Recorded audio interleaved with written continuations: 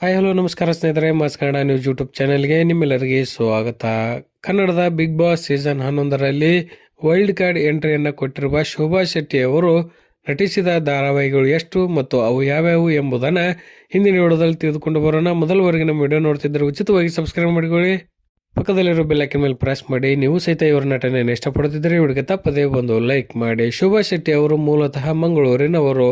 ಈಗ ಸದ್ಯ ಅವರಿಗೆ ವಯಸ್ಸು 34. ಇವರು ಕನ್ನಡದಲ್ಲಿ ಆರಂಭದಲ್ಲಿ ಅಗ್ನಿಸಾಕ್ಷಿ ಧಾರಾವಾಹಿಯಲ್ಲಿ ತನು ಎಂಬ ಪಾತ್ರವನ್ನು ನಿರ್ವಹಿಸಿಕೊಂಡು ಕನ್ನಡ ಕಿರುತೆರೆಗೆ ಪಾದಾರ್ಪಣೆಯನ್ನು ಮಾಡಿದ್ದರು. ಆನಂತರ ಕಾವೇರಿ ಎಂಬ ಸಿನಿಮಾದಲ್ಲಿ ಸಹಿತ ಇವರು ನಟನೆಯನ್ನು ಮಾಡಿ ನಂತರ ಸ್ಟಾರ್ ಸುವರ್ಣ ವಾಹಿನಿಯಲ್ಲಿ KS ರಾಮ್ಜಿ ಅವರ ನಿರ್ದೇಶನದಲ್ಲಿ ರುಕ್ಕು ಎಂಬ ಧಾರಾವಾಹಿಯಲ್ಲಿ ನಾಯಕಿಯಾಗಿ ಇವರು ಕಾಣಿಸಿಕೊಂಡಿದ್ದರು.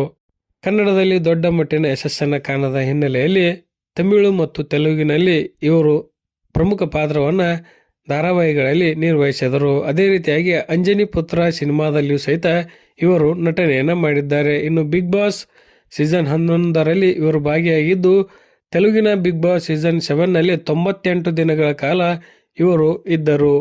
ಇವರ ಬಗ್ಗೆ ನಿಮ್ಮ ಅನಿಸಿಕೆ ಅಭಿಪ್ರಾಯವನ್ನು ಕಮೆಂಟ್ ಬಾಕ್ಸಲ್ಲಿ ಕಮೆಂಟ್ ಮಾಡಿ. ಧನ್ಯವಾದಗಳು. ನಮಸ್ಕಾರ. ಶುಭ ದಿನ.